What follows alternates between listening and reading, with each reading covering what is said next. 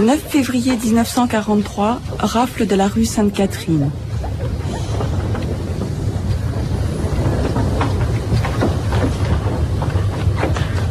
« 6 avril 1944, rafle des enfants de la maison d'Isieux. »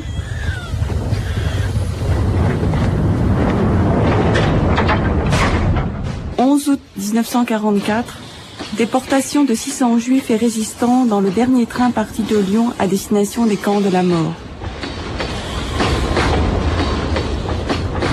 L'audience est ouverte.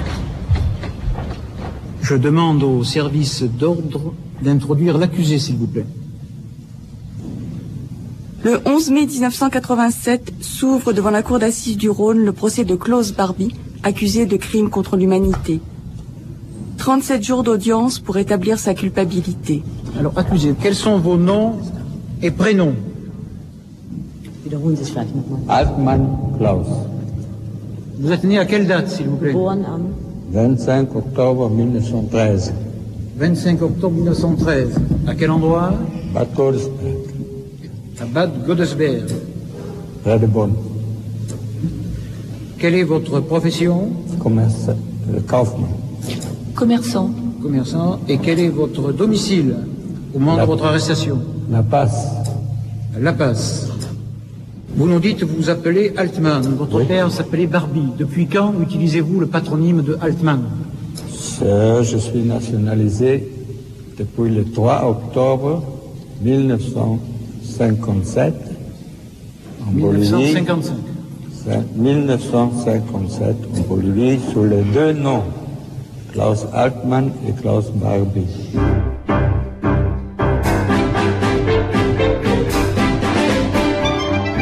Mémoire, histoire et justice.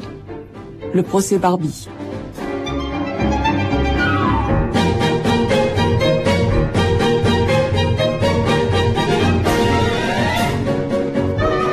Pendant cette période qui allait de 40 à 45, on savait qu'il se passait des choses, on le savait, mais à part 1944 où vraiment ça commençait à vraiment se découvrir, puisqu'il commençait de plus en plus aux abois et donc il prenait beaucoup moins de précautions, mais pendant les années 41, 42, 43, on voyait très peu de choses malgré tout dans les rues. Ich lebte morgens nur ein Eis und Samstag wär ich frei. Ich brauchte nie mehr ins Büro, Ich wäre der, ich aber froh, ein Mensch widerspricht. C'était presque par hasard si on voyait des arrestations. Mais on savait que c'était déjà la police allemande qui était là-bas. Ah oui, bien sûr. Oui, c'est très allemande. Oui. Barbie m'apparaît pour la première fois, je crois, je ne suis pas sûr, au mois de mars 43. À ce moment-là, tous les gens arrêtés par la police française étaient présentés à la Gestapo à l'hôtel Terminus. Il avait une réputation implacable, oui, d'être implacable, d'être quelqu'un qui réussissait bien, qui était très fort, qui avait à sa disposition des forces énormes, qui pouvait entrer partout et qui était implacable. Il faisait peur déjà. Dans notre cellule où nous étions 4, 2 d'entre nous ont été amenés à l'hôtel Terminus pour un interrogatoire. Ils étaient 3, ils nous ont posé des questions sur la base du dossier qu'ils avaient reçu de la police française. J'ai reçu une gifle et on nous a ramenés. La police française nous a repris, nous a remis en prison, d'où j'ai été d'ailleurs libéré quelques semaines après. Barbie est arrivé presque aussitôt, oui. Et son salut de bienvenue, ça a été un coup de schlag sur la tête. Sa réputation de tortionnaire, je l'ai connue par Raymond, quand Raymond m'a raconté par où il était passé. Il avait l'air d'un petit bonhomme, comme ça. J'ai une marque ici au front. Il m'avait ouvert le front à un point, et puis a pris son plaisir, c'était de me taper la tête dans le coin de son bureau, vous savez. Juste quand la croûte se reformait, il tapait. Ça, c'était une appréhension. Il aimait faire souffrir. Je ne sais pas s'il se souciait tellement des questions qu'il posait. Mais ce qui m'a le plus frappé dans cette affaire, enfin ce qui m'a frappé c'est l'écoute, naturellement, mais ce qui m'a étonné, c'est l'espèce de plaisir qu'il a à taper. Jeudi 21 mai 1987, 9e audience. Bonsoir monsieur, approchez-vous des micros. Quels sont vos noms, prénoms, âge, profession et domicile, s'il vous plaît? Je m'appelle Victor Sulapère, Monsieur le Président. Je suis né le 19 janvier 1921 J'ai 64 ans. Quelle est votre profession? Je suis retraité. Et 66 ans, pardon. Et quel est votre domicile? 21 avenue Marceau à Joinville-le-Pont. Est-ce que vous connaissiez l'accusé avant les faits qui lui sont reprochés?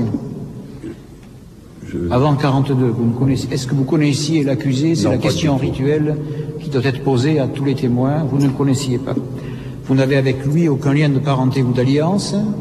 Est-ce que vous avez un lien de parenté ou d'alliance avec une des parties civiles dans cette affaire? D'ailleurs, mon frère, la fille de mon frère est partie civile, mais il n'est plus de ce monde.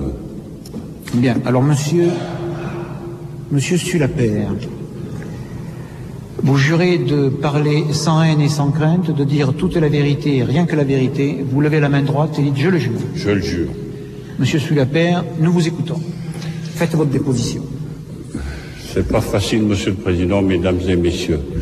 Je dois revenir en arrière.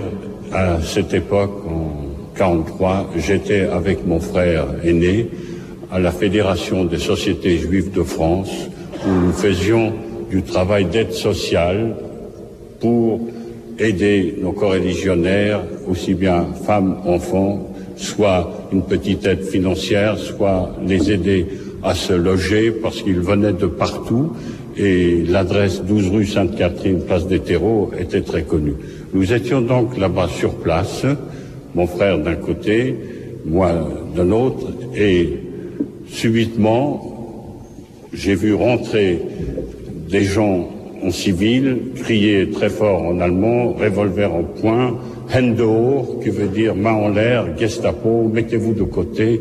Enfin, tout de suite, nous avons compris, c'était horrible, c'était la terreur. Les gens se sont placés d'une façon manu militari, devant la porte, derrière la porte, et ensuite j'ai su, parce que je suis redescendu, devant la rue Sainte-Catherine et devant la place de Terreau. Et toutes les personnes qui rentraient et qui voyaient ce qui se passait et qui essayaient de repartir étaient happées et ramenées. Quand on téléphonait et qu'on demandait, parce que le téléphone marchait, une question ou quelque chose, la personne obligeait à la personne qui répondait, dites que les gens viennent. On essayait par tous les moyens de faire venir un maximum des gens uniquement parce que ils savaient que c'est un endroit où il y aurait pas mal de rencontres de juifs. J'avais mon frère à côté et je ne m'explique pas le même son, les mêmes gens quoique plus âgés et avec un petit accent, car moi j'étais plus élevé en France et lui il est venu plus tard nous rejoindre. Lui, il a gardé sa véritable identité, c'était Sulapère Rachmil, et moi, j'avais une carte d'identité au nom de François-Victor Sélier. Et je me souviens, j'avais une petite chevalière qui représentait celle-là, et j'ai réussi à m'en défaire en allant aux toilettes, et je lui ai fait signe pour qu'il comprenne qu'on n'est pas frères. Et les gens ont été mis de côté, parfois brutalisés. Et évidemment, c'était une terreur parce que nous savions, et la plupart des personnes qui étaient sur place comprenaient ce qui pouvait leur arriver. Et on m'a pris les papiers, on m'a mis de côté, on était 2 ou 3 qui avions des cartes d'identité de non-juifs. Et comme je comprends l'allemand, j'ai fait celui qui ne le comprenait pas à toutes les questions. On a pris une jeune fille de Roanne, je me rappelle, qui malheureusement n'est plus de ce monde, qui a été déportée, qui traduisait, sachant très bien que je comprenais l'allemand. Alors elle disait, il vous demande pourquoi vous êtes venu. Alors j'ai dit, et c'est vrai, j'avais un camarade d'école qui s'appelait Henri Rosenzweig, que je suis venu le voir. Alors il s'est mis à dire en allemand, Verfluchtes Land, man kann nicht wissen, wer Jude, wer nicht ist. Ce qui veut dire, quel maudit pays, on ne sait pas reconnaître un juif d'un non-juif. Et j'ai été mis de côté un temps qui me paraissait très long, indéterminé, et ensuite je suis parti. Quand je suis descendu, j'ai vu des gens placés dans les escaliers et d'autres coreligionnaires qui montaient, mais j'avais peur de m'approcher pour leur dire, pour être rattrapé. Alors, en descendant place des terreaux, j'ai vu une poste pas très loin et j'ai envoyé un télégramme pour que, en disant Monsieur Khorban, qui veut dire en hébreu Monsieur Malheur est venu à la Fédération des sociétés juives de France, prévenez qui de droit, ce qui a permis par la voie téléphonique d'éviter que d'autres personnes viennent dans cette souricière. Malheureusement, quand je suis descendu, mon frère, il est resté. Il a été déporté à Auschwitz avec tout ce que cela comporte comme malheur. Et quand je suis venu à la maison, nous avions, je me rappelle textuellement, à Villeurbanne, au 20 rue du Docteur Dollard, une pièce sans aucune commodité où nous étions 6 personnes. J'ai dit à mes parents, moi je suis là, mais mon frère, il ne reviendra plus. On a fait la prière des morts. Excusez-moi. Je vous en prie. Vous voulez une chaise, monsieur? Non, non, ça va. Et j'ai pris mes parents, mes sœurs, et on est reparti à Chambéry parce que je ne pensais pas que la destinée pouvait me sauver une deuxième fois. Et j'ai pas voulu rester à Lyon de crainte qu'on me reconnaisse. Et je répéterai jamais assez que je comprends pas parce que j'ai pas un physique différent de celui de mon frère.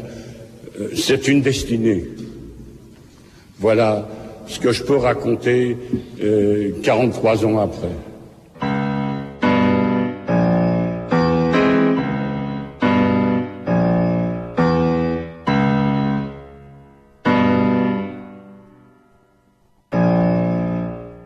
Alors, monsieur Elie Namias, vous vous êtes constitué partie civile au cours de l'instruction. Donc, vous êtes partie civile depuis très longtemps. Vous ne prêtez donc pas serment. Alors, nous vous écoutons, monsieur. Faites votre déposition. Ben, il faut que je vous raconte ce qui m'est arrivé. Voilà. Ben, dans quelles circonstances vous avez été arrêté, ce qu'il s'est passé en ce qui vous concerne après votre arrestation, si vous avez été déporté ou pas, etc. Oui. Voilà, j'étais à l'école professionnelle du Rhône et on devait passer un CAP en 44. On nous a promis un point supplémentaire si on acceptait de déblayer les immeubles qui étaient démolis pendant les bombardements et de retirer les corps, enfin de se mettre à la disposition de la Croix-Rouge. Bon, on a accepté. Et ce 1er juillet, c'était mon tour d'être présent au centre de la Croix-Rouge qui se tenait à la place du Printemps, le magasin place de la République, qui était occupé par la Croix-Rouge. Et je suis arrivé ce matin-là et on m'a demandé si je pouvais porter un message rue Victor Hugo, au 33 rue Victor Hugo, chez le monsieur Delarue. Alors moi, bon, ben, j'étais là pour ça, j'ai accepté, j'ai pris la lettre, j'ai descendu la rue de la République et je suis arrivé à hauteur du Progrès et j'ai vu qu'il y avait du monde qui s'arrêtait. Alors j'ai traversé et j'ai vu qu'il y avait un catafalque dans le hall du Progrès. C'était le catafalque de Philippe Henriot qui avait été abattu par la Résistance. Et des gens signaient le livre qui était à la droite du Progrès au pied de la statue. Alors moi j'ai feuilleté le livre et j'ai retraversé en diagonale la place Bellecour en direction de la rue Victor Hugo. Je suis arrivé au 33 de la rue Victor Hugo. Je suis monté au premier étage, j'étais au premier étage. Il y avait un monsieur de la rue, j'ai tapé. C'est un vieux monsieur qui m'a ouvert. Il a regardé il dit, bon, bah, c'est pour mon fils, il n'est pas là, ça vous fait rien d'attendre. Bon, bah, j'ai attendu. Au bout de 10 minutes, un quart d'heure, il est revenu, il m'a dit, ben, mon fils ne rentrera pas dîner. vous pouvez redescendre. Et je le ferai parvenir votre message. Et je suis redescendu, et c'est un couloir, j'ai débouché dans la rue, et je me suis trouvé avec un agent de la Gestapo qui m'a dit police allemande, et qui m'a re-rentré dans l'allée. Qui vous a, pardon? Qui vous a re-rentré dans? Il m'a re-rentré dans l'allée, que je venais de sortir, de quitter. Et il m'a demandé ma carte d'identité. Et ma carte d'identité ne comportait pas le tampon juif. Mon père avait acheté à des inspecteurs de police des cartes sans tampon pour que je puisse circuler librement. Et il m'a demandé, il a vu sur ma carte, c'était marqué Eli Ismaël, sur ma carte d'identité. Alors il m'a dit, tu es juif? Je lui ai dit non, je suis musulman. Alors il m'a dit, récite-moi un verset du Coran. Et j'en étais bien incapable. Alors il m'a dit, suis-moi. Il m'a pas brutalisé, il m'a dit, suis-moi. Il m'a fait traverser la rue, parce qu'à cette époque, il y avait le tram qui descendait la rue Victor Hugo. Il m'a emmené place Bellecour. Il m'a monté dans les étages, et en montant dans les étages, j'ai pris des calottes par la Gestapo française qui était dans la montée d'escalier, qui est un arrondi. Là, j'ai été frappé par eux, mais je n'ai pas été frappé par Barbie. Il m'a pas touché, il m'a fait vider mes poches. Il m'a fait un interrogatoire de police, et pendant qu'il me faisait un interrogatoire de police, il est arrivé Francis André, dit gueule tordue. Et il venait de manquer un client, lui aussi, au Victor Hugo. Et il était très colère, parce qu'il n'a pas pu tirer, parce qu'il était midi, et il y avait trop de monde dans le tram. Alors, quand il m'a vu, il a dit, celui-là, tu me le donnes. Alors, l'autre a dit, non, il est à moi. Alors là, il a continué à m'interroger, et Francis André a dit, on va faire une descente à l'adresse qui est marquée sur la carte d'identité. Et, enfin, l'agent de la Gestapo qui était là a dit, non, si la carte d'identité est fausse, l'adresse est fausse. Et heureusement, parce que j'avais mon père, ma mère et mes 4 frères et sœurs qui étaient à la maison. Et ils sont pas montés, ils sont restés encore 2 jours à la maison. Et moi, j'ai voulu reprendre mes affaires. J'ai recommencé à les remettre dans ma poche pour pouvoir partir, croyant que je pouvais m'en aller. Et il y avait sa secrétaire, il lui a dit Furic Kleinet. Il a dit qu'il était Furic Kleinet. Peut-être que ça se prononce pas comme ça, mais moi, mon allemand, je l'ai appris à coups de bâton. Alors, j'ai pas été à l'école pour apprendre l'allemand. Voilà, c'est textuellement ce qu'il a dit. Et ils m'ont descendu à la cave. Ils m'ont mis le nez contre le mur. Alors, à côté de moi, il y avait des gens étendus par terre, qui saignaient. D'autres qui avaient le nez contre le mur, on était les mains sur la tête. Ils nous ont laissés comme ça jusqu'à 3 heures de l'après-midi, à entendre les cris. Et derrière nous, il y avait des militaires qui passaient. C'était des militaires qui nous surveillaient, mitraillettes au poing.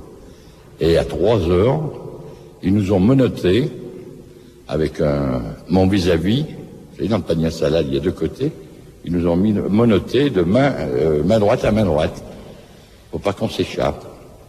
Et ensuite, on est arrivé à Montluc. Et c'est là que, en faisant mon entrée, vous savez, dans toute baraque, même si c'est en prison, il y a les chefs qui se clôturent dans un coin et qui nous demandent ce qui se passe à l'extérieur. En temps de guerre, en pratique, c'est comme ça. Et moi, je leur ai expliqué ce qui se passait. Puis en même temps, ils m'ont demandé, mais comment t'as été raflé Je dis non, j'ai été arrêté par un seul homme. Il était tout seul, il m'a emmené comme une fleur. Et d'ailleurs, il m'a dit, fais pas le con, je suis armé, mais c'est tout, il m'a même pas fait voir son arme. Et quand je leur ai décrit le bonhomme qui m'avait arrêté, ils m'ont dit, c'était le chef de la Gestapo, Klaus Barbie. Et là, j'ai passé jusqu'au 26 juillet à voir partir mes camarades avec bagage, sans bagage. J'ai vu des gens torturés. J'ai vu arriver des amis que je connaissais. J'ai beaucoup d'amis de la baraque. Il y avait M. Marcel Dassault qui était à côté de moi aussi. Et il y avait pas mal de Lyonnais. J'ai vu partir la famille Émir au complet. Enfin, les hommes qui ont été fusillés dans la vallée de la Zergue. On leur avait annoncé la veille qu'ils devaient être abattus. Et nous, on cherchait à les encourager, parce qu'il y avait quand même 2 enfants qui avaient 17 et 18 ans. Et on leur a dit non, penses-tu, ils t'auraient pas annoncé ça, comme ça, de but en blanc, qu'on va te fusiller demain. Et les gamins pleuraient. Et le lendemain matin, à l'aube, alors on était tous au garde à vous devant le lit, devant notre chalit, quoi, plutôt. Mais ils pleuraient plus, les gamins. Ils sont venus vers nous, et c'est eux qui nous encourageaient. C'est nous qui pleurions, et eux sont partis comme des hommes à 17 ans et 18 ans, avec le père et l'oncle. Et j'ai connu Léon Pfeffer, qui lui a été torturé par Barbie. Il l'a découpé complètement en petits carrés, de 2 cm de côté. Tout son dos était découpé, à coups de cravache. Il avait brûlé les parties, arraché les ongles, les dents. Et il rentrait, il est parti 3 fois à l'interrogatoire. Il rentrait, il riait, et il allait se jeter sur son lit, se cacher pour pleurer. Vous voyez, et j'ai vu partir un autre. Lui a sauté du 4e étage, et il a traversé un camion allemand qui passait, il a traversé la bâche, et Barbie criait d'en haut, sale juif, ça aurait été un bon Allemand. Il se serait tué, mais lui est vivant. Et non seulement il était vivant, mais sous le choc, il remontait lui tout seul à la salle d'interrogatoire. Et j'ai connu tous ceux qui sont morts à Bron, enterrés, ils étaient avec moi. Enfin, je connaissais la famille Goldberg, le père et le fils, qui ont été enterrés à Bron, dans les trous de bombes. Enfin, j'ai laissé beaucoup d'amis à Auschwitz, pas à Auschwitz, à Montluc. Et là, le 26 juillet, on nous a appelés le matin, toujours à l'aube, parce que c'était toujours à l'aube. Et ils nous ont fait mettre dans le chemin de ronde. Et vous savez, ils avaient un vice. Ils nous disaient pas tout de suite, avec bagage ou sans bagage. Alors, on attendait avec angoisse ce qu'il allait dire. Est-ce qu'on partait pour être fusillé ou si on partait en voyage? Et quand il a dit avec bagage, on est rentré dans nos baraques pour rassembler le peu d'affaires qu'on avait sur nous. Et il y avait une personne âgée qui était dans la baraque, qui est venue vers Léon Pfeffer. Vous savez, c'était un des 5 qui a été abattu, place Bellecour. Il lui a dit, tu partiras à ma place. Moi, je suis vieux. Tu pars à ma place quand ils appelleront mon nom. Et Léon Pfeffer s'est mis avec nous dans les rangs, et le vieux est resté dans la baraque. Seulement, manque de chance, la Gestapo est arrivée, et j'ai revu Barbie, alors à ce moment-là. Ils sont passés devant toute la rangée de prisonniers. Et quand ils sont arrivés à hauteur de Léon Pfeffer, il a bondi, les cumulets, il l'a jeté par terre, il a roulé de coups. Il a été chercher la personne qui avait prêté son nom pour qu'il puisse s'enfuir. Je ne connais pas son nom, ce vieux. Il est mort là-bas à Montluc aussi. Il a dû mourir à Saint-Laval. Et j'ai su après que Léon Pfeffer avait été abattu le lendemain de notre départ, place Bellecour. Et quand ils nous ont emmenés à Perrache, ils nous ont emmenés à la gare de triage. Il y avait la Gestapo, mais j'ai pas vu Klaus Barbie.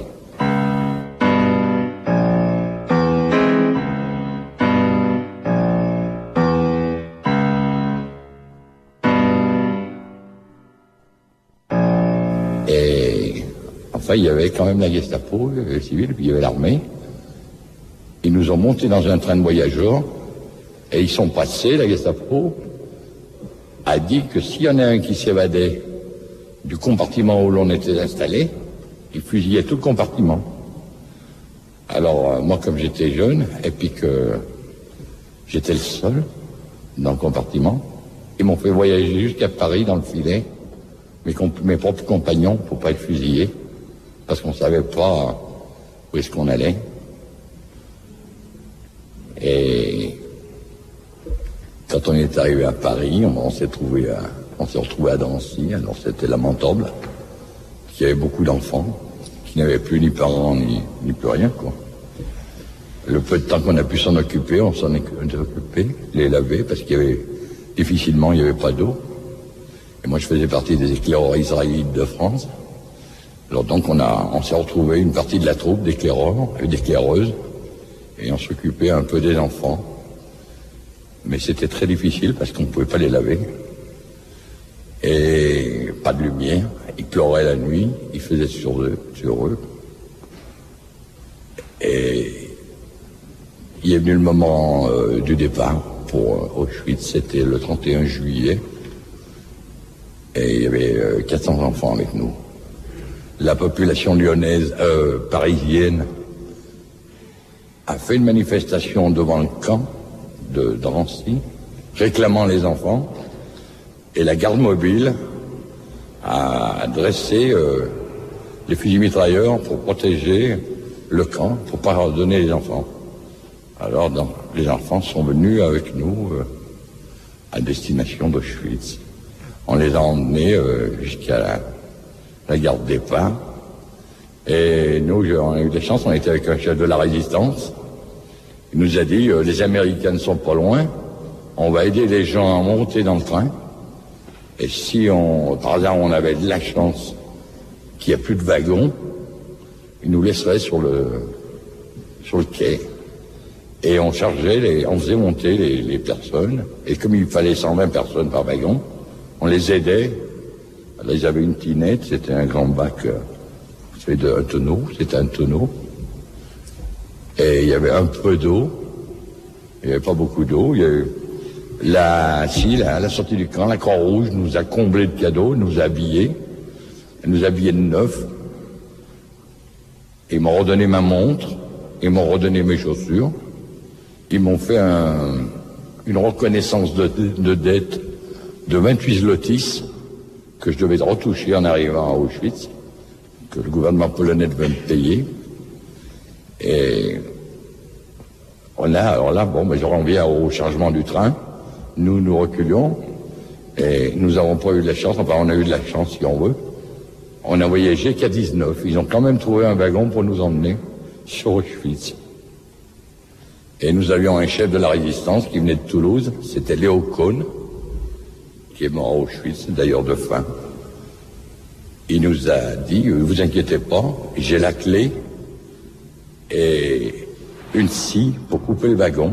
Et les deux wagons devant nous, c'était tous des jeunes aussi, de 20 à 22 ans, les deux wagons devant nous ont le même outillage que nous. Ont le même, pardon ? Le même outillage que nous.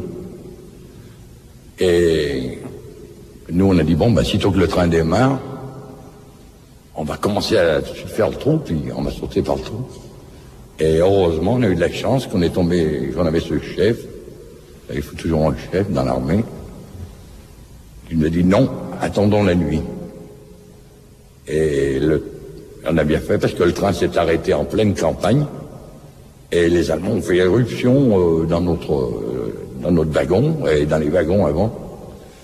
On avait été vendus, on avait été mouchardés. Et Léo Kohn, quand il a vu que le train ralentissait, a tout jeté par la petite fenêtre grillagée qui est en haut du wagon à bestiaux, il a tout jeté. Et quand ils nous ont fouillés, l'Allemand est rentré, il écumait, il a tiré un coup de revolver en l'air. Alors il y en a 2-3 qui se sont mis à 4 pattes. Mais il n'a rien trouvé sur nous. Seulement malheureusement, les deux wagons avant avaient commencé à faire le trou. Et ils les ont fait déshabiller, ils les ont fait mettre tout nus. Ils ont bouché les trous. Et les ont emmenés, ils ont vidé, ils ont enlevé la tinette, ils ont enlevé tout ce qu'il y avait d'eau, de ravitaillement qu'ils pouvaient avoir. Et les ont laissés jusqu'à Auschwitz. On est arrivé, il n'y avait pas de calendrier, on est arrivé le 5 ou 6 août à Auschwitz. Et ces gars-là, les 240 qui avaient été mis nus, ont été chargés dans les wagons. C'était tous des enfants. À cette époque, à 22 ans, ils étaient encore des enfants. Et ils ont été directement à la chambre à gaz, pendant que les autres s'occupaient de nous faire descendre des wagons. Alors là, je ne sais pas si vous avez déjà assisté à une chasse aux phoques. C'était à peu près ça. Ils nous descendaient à coups de gourdin, les chiens qui hurlaient, les morts qui prendaient du wagon parce qu'ils étaient étouffés. Ça veut dire, ça en va dans un wagon. Il y avait des vieillards, il y avait des femmes, il y avait des enfants. Il y avait énormément de morts. Et alors on les voyait prendre. Les valises rentraient, une pagaille monstre. Alors il y avait les capots, il y avait beaucoup de capots qui nous attendaient. C'était des gens qui étaient prisonniers comme nous, mais qui étaient déjà depuis 5-6 ans dans les camps. Ils étaient déshumanisés. Ils n'avaient plus rien à la place du cœur, ils avaient tous perdu toute leur famille dans les camps. Alors ils nous descendaient à coups de manche de pioche, de nerfs de peu. Et ensuite, ils nous ont fait mettre sur 5, parce qu'ils savaient faire que ça, se font toujours en hurlant, vous savez, parce qu'ils savent pas parler autrement. Ils hurlaient. Et ils nous ont passés devant la commission, donc devant une rangée de SS, et sous les coups, il y avait gauche, droite, gauche, droite, gauche, droite. Et j'ai eu la chance d'être à gauche. Et tout le reste du convoi est passé au four sur la rampe et ils ont tous été brûlés. Il y a 10% qui sont entrés dans le camp, qui ont été immatriculés. Et moi, j'ai encore eu une autre chance. Quand ils nous ont déshabillés, ils ont vu que j'étais jeune et puis costaud. Ils m'ont envoyé à Auschwitz 1. Je ne vais pas rester à Birkenau.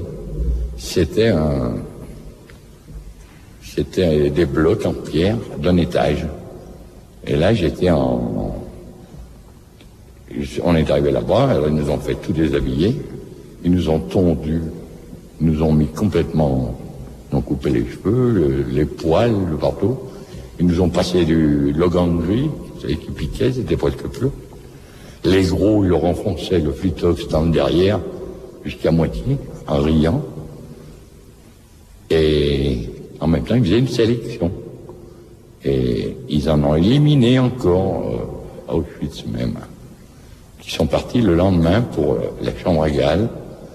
Et moi, j'ai eu de la chance. Je suis resté en quarantaine au bloc 2. C'était le bloc de dressage, où tous les matins, il fallait partir. Alors, on m'a tatoué d'abord. On m'a tatoué sur le bras. Vous voyez, on m'a tatoué mon numéro.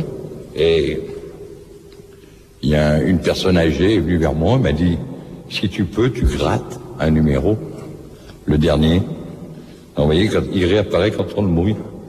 Et c'était primordial parce que quand on passait une commission, parce que j'en ai passé 3, si on était musulman, ils nous prenaient le numéro sur le bras et ils nous le marquaient sur la poitrine.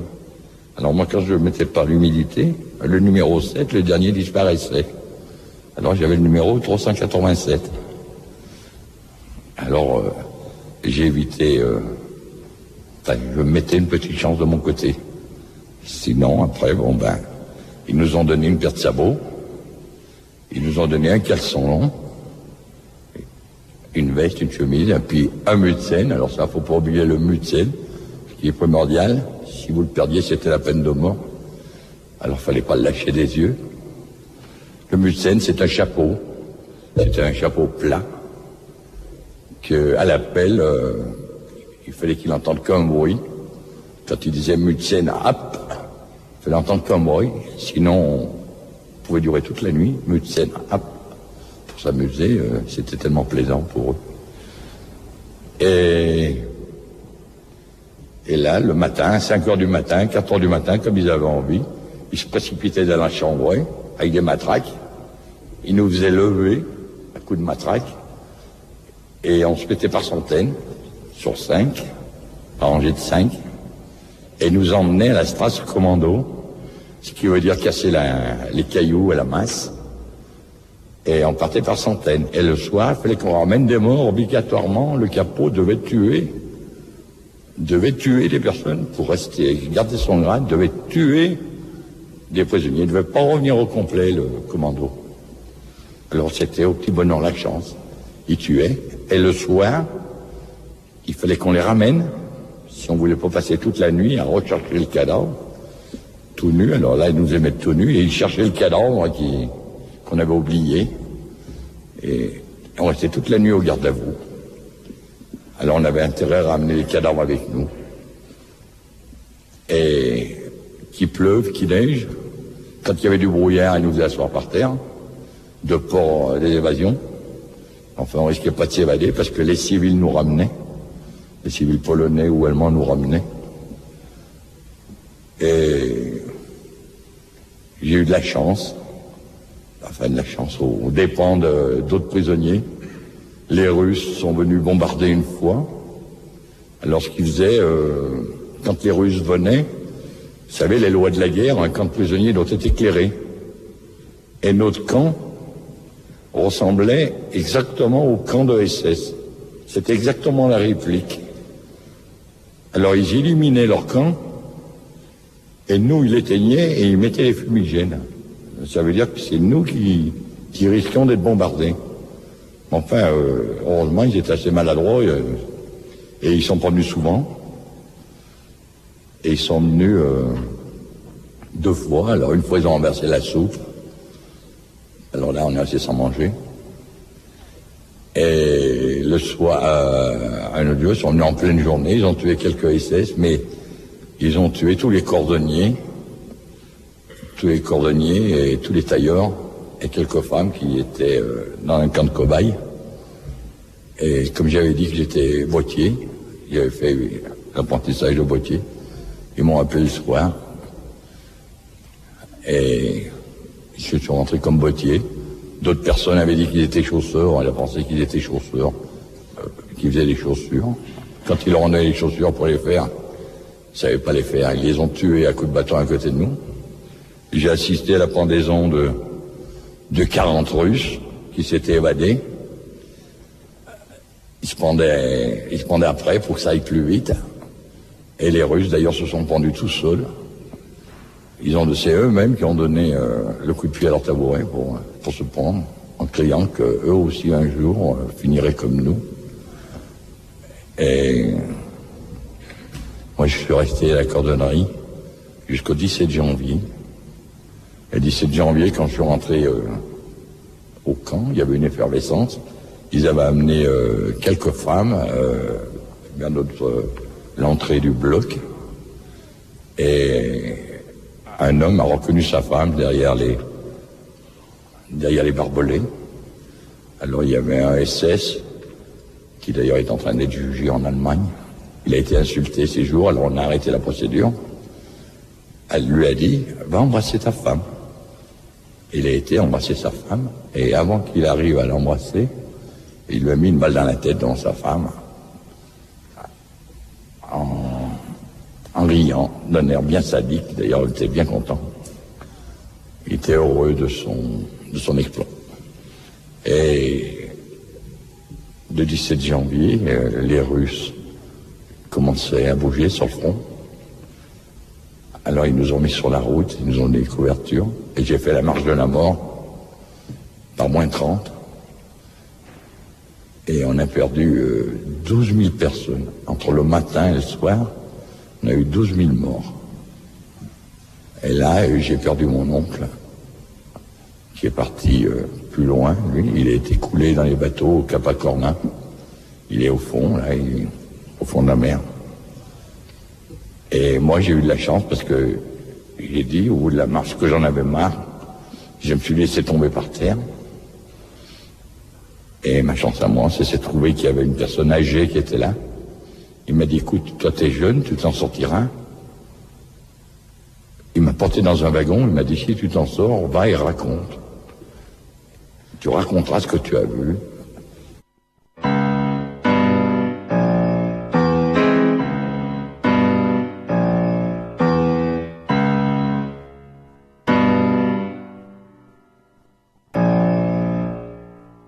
Monsieur Namias, vous avez été arrêté, dites-vous, par un homme seul. Un seul. Un seul. Et c'était au mois de juillet 1944. Le 1er juillet 1944.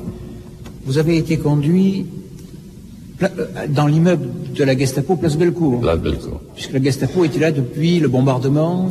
Oui. Bien.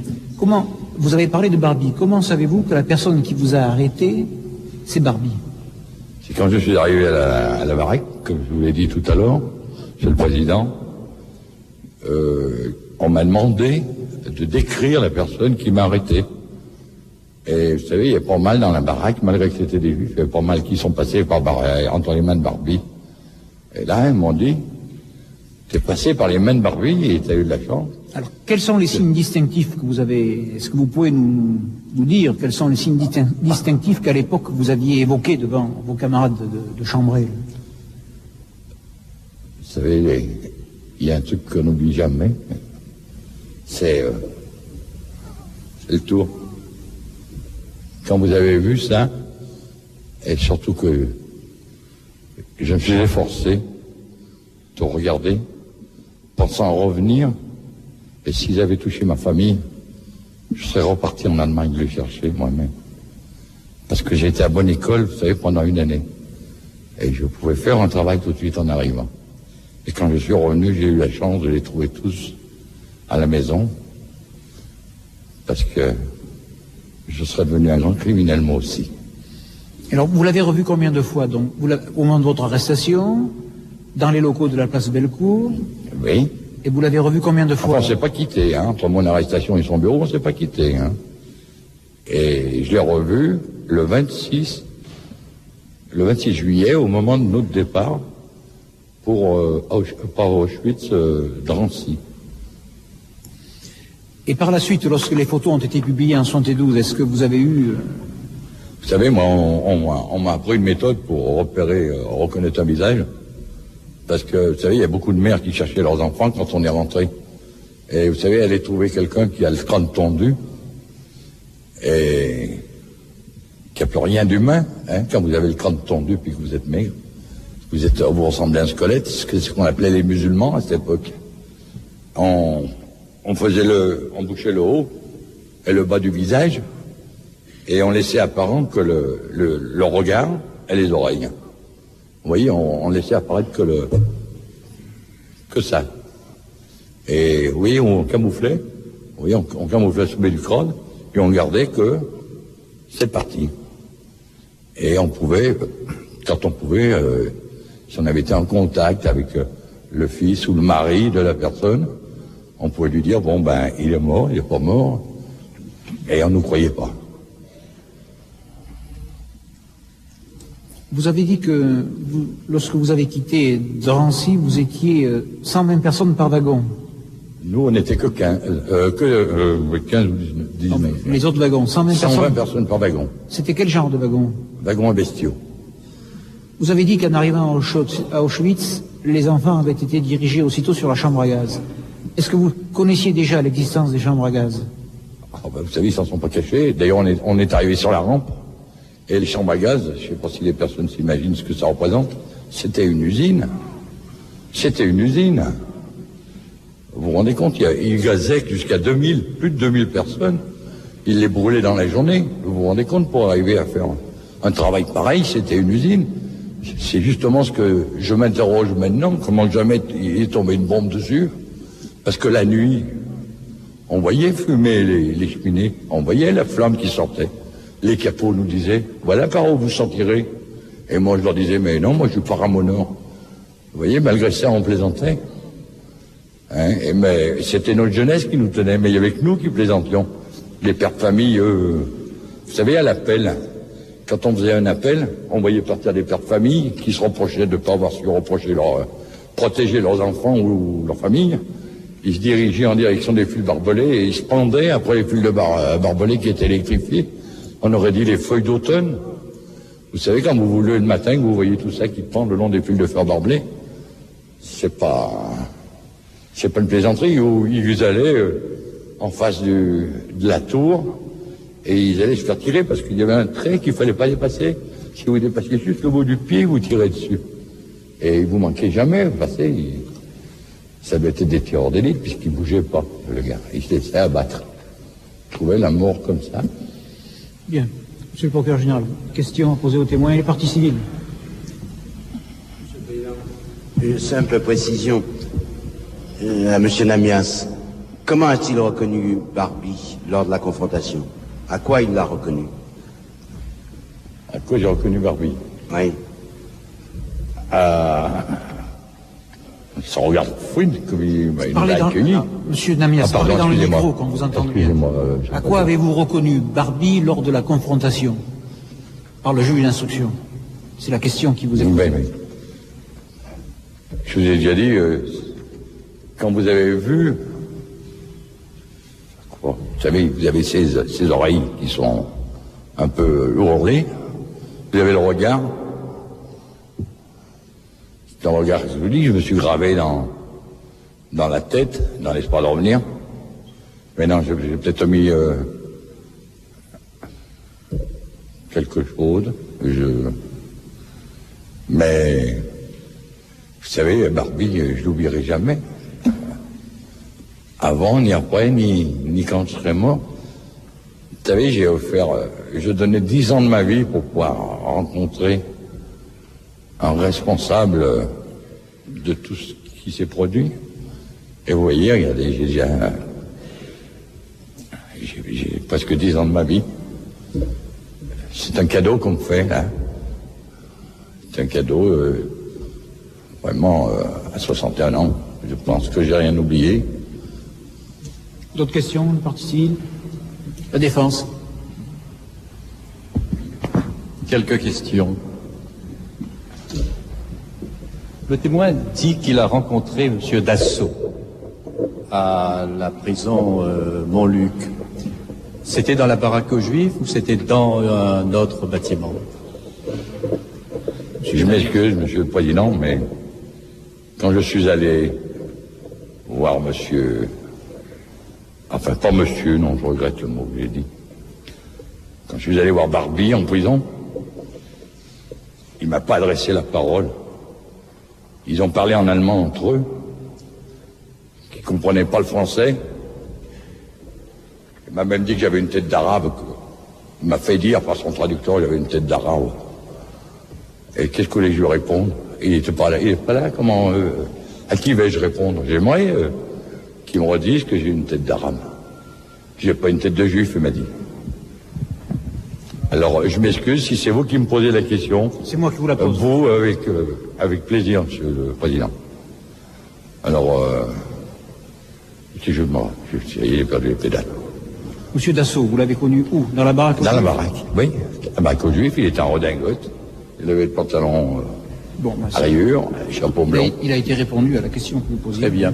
Deuxièmement, j'aurais voulu savoir, parce que c'est un point qui n'est pas clair dans les procès-verbaux, ce message qui semble être clandestin que M. Namias porte, ce message lui est donné par quelqu'un qu'il ne nomme pas et il doit l'apporter à un monsieur Delarue. Est-ce une activité de résistance? Ah non, je travaillais pour la Croix-Rouge. Enfin, je réponds à M. le Président. En principe, la Croix-Rouge française n'est pas armée, elle ne fait pas partie de l'armée. Elle est là pour secourir les gens qui souffrent, qui sont prisonniers sous les bombes, pour les sortir, pour les sauver.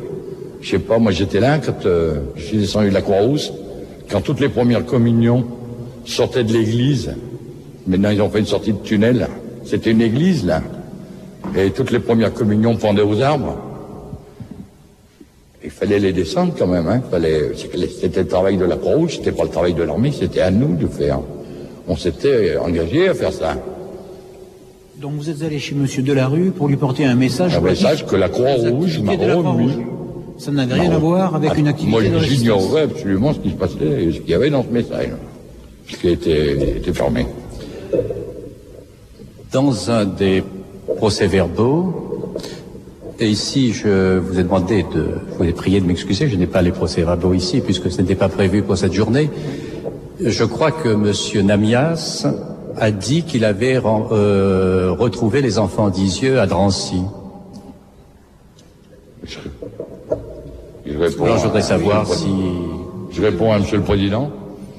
Bon, ben, dans la la joie de me retrouver avec M. Barbie, bon ben, j'ai fait l'erreur, parce que des enfants, je me suis occupé d'enfants, mais pas d'enfants des yeux. Je regrette, c'est moi qui ai fait l'erreur dans l'émotion de me retrouver à la prison Saint-Joseph face à Barbie. Vous vous êtes donc occupé d'enfants quand vous étiez à Drancy. À Drancy. Mais ce n'étaient pas les enfants de 18 ans. Non, c'était des enfants qui n'avaient plus de famille. Donc ce qui était dans le procès verbal est inexact. Bien. Dernière question, c'est... Celui qui fait rien, qui n'a rien, qui fait pas d'erreur. Qui étaient ces capots? C'était des politiques, des droits communs? Pardon, Les capots dans les camps. Les capots dans les camps, monsieur Namias, c'était qui? Des politiques, des droits communs? Il y avait de tout. Il y avait des capots. C'est toujours à vous que je m'adresse, hein, monsieur le Président. Monsieur Namias, oui. Les capots, il y avait plusieurs sortes de capots. Il y avait des capots qui avaient le triangle rouge, d'autres qui avaient le triangle noir, c'était les droits communs, c'était des assassins. C'était eux les Robert Capot, les plus haut placés. Il y avait d'autres qui avaient le violet. Et le triangle rouge, c'est quoi? C'était les politiques. Et le noir, c'est le droit commun? Le noir, c'était des assassins. Et le violet, c'était quoi? Les violets, c'était toujours, mais des petites délinquances. Et il y avait le triangle rose, c'était les homosexuels. Et ils avaient tous un brassard. Il y avait une terre capot, Aubert Capot, qui surveillait le travail. Et quand on rentrait au camp, on trouvait le bloc Alcaster, c'était le SS. Il y avait le bloc, le chef de bloc. Il y avait les capots qui rentraient, qui se partageaient d'ailleurs notre nourriture avant de nous faire les distributions. Et il y avait toujours les homosexuels qui attendaient que le chef ou leur chef choisisse lequel passerait la nuit avec lui. Bien, bon, c'est pas le détail qui vous était demandé. Très bien. Pas d'autres questions? Monsieur Namias. Oui, pardon, je vous en prie. On a eu une confrontation avec Klaus Barbie qui s'est passée dans des conditions difficiles. Parce qu'à un certain moment, et lorsque M. Namias a refusé de répondre directement au défenseur de Klaus Barbie, en vérité, il récidive. Et je me reporte au procès verbal que j'ai sous les yeux. En effet, on avait été soumis à un interrogatoire, M. Namias a un interrogatoire, un véritable interrogatoire de police de la part de Klaus Barbie. Et lui, en revanche, a refusé de répondre aux questions qu'on avait l'intention de lui poser. Ça a été consigné d'une manière un peu maladroite et je fais, si vous m'y autorisez, lecture d'une mention au procès verbal de confrontation. Mentionnons que la partie civile et son conseil refusent de répondre aux questions devant l'attitude de Barbie. Formulation malheureuse parce que Klaus Barbie m'a pas posé de questions, bien sûr.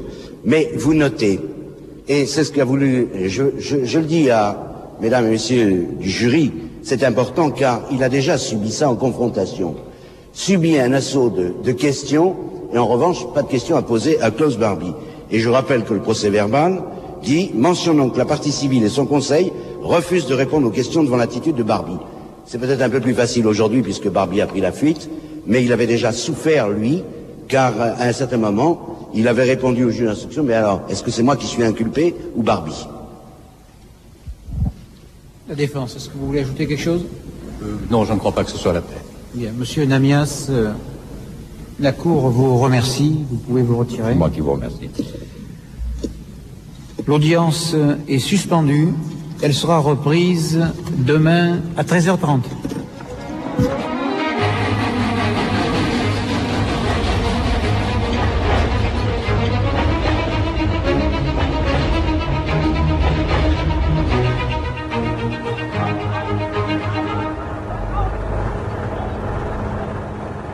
Jean-Claude Grimbert. Plutôt qu'honorer les morts, ce qui est nécessaire. Mais ça n'est pas ma manière de commémorer ou de me souvenir ou de faire mon fameux devoir de mémoire.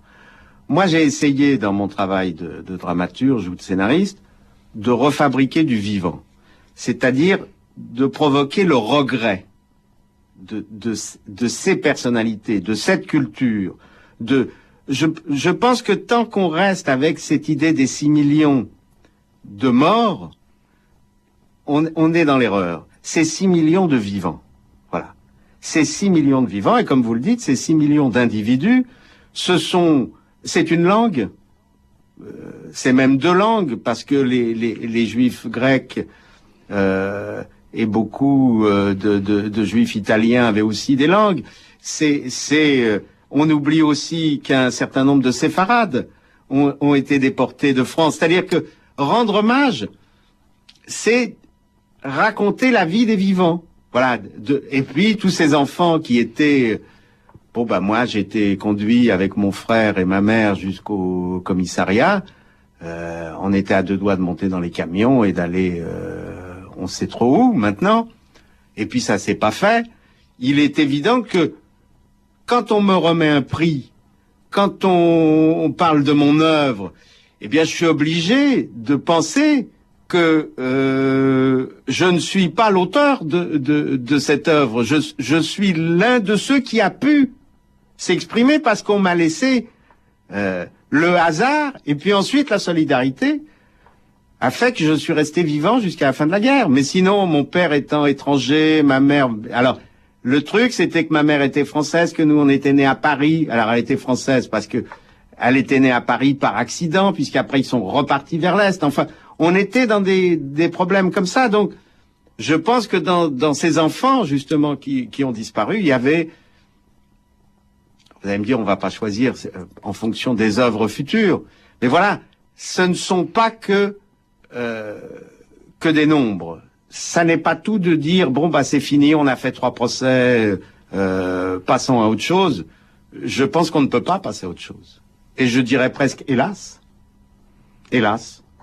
pour nos enfants, pour les enfants de nos enfants, il y a là quelque chose qui... se laisser faire et ses complicités, c'est quand même quelque chose d'insupportable.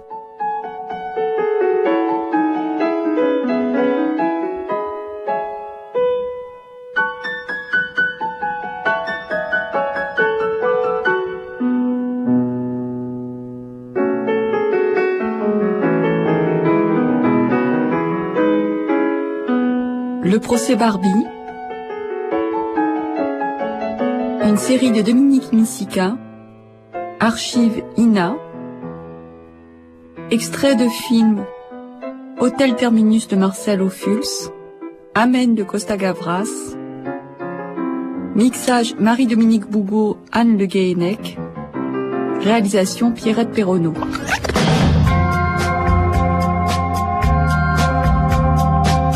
C'est l'été sur France Culture. Retrouvez tous nos programmes sur franceculture.com. Je crois maintenant être capable de me distraire. Je me crois éloigné plus que jamais de toute religiosité, mais non pas de tout mysticisme. Les objets me touchent maintenant en tant qu'objets, et non d'un point de vue subjectif. L'univers me sollicite de tous côtés. Je puis voyager, avoir des aventures amoureuses, boire de l'alcool dans un autre but que celui de m'étourdir. Je puis à présent m'intéresser et ne suis plus obligé de me toucher pour savoir si je suis vivant. Un réveil. Je vis au participe présent. Sourire, émotion, insolite, prestigieux souvenir, un trésor qui a pour nom archive. Rêve. Dans une prison, un savant, détenu pour des raisons politiques, passe son temps à couvrir les murs de son cachot de graphiques à la craie, représentant en coupe la manière dont la prison doit s'effondrer. Aux plus belles heures de l'été, redécouvrez chaque jour les pages arrachées au journal de Michel Léris, dites par Jean-Louis Trintignant à 8h10, les savoureux échanges Hitchcock-Truffaut à 8h30, Gaston Bachelard, tel qu'en lui-même, 9h05, et de Giacometti à Balthus, Picasso ou Man Ray, ces étrangers qui font la France à 14h. Enfin, à l'heure où un nouveau jour vient à peine de commencer, 0h10, des hommages à Jacques Meunier, André Gillois, Paul Guimard. Mes amis et moi aimons les échymoses des Esquimaux aux exquis. Les archives de l'été sur France Culture, du 26 juillet au 29 août. Faites bouillir votre air. Éric Satie. Tout savoir, franceculture.com.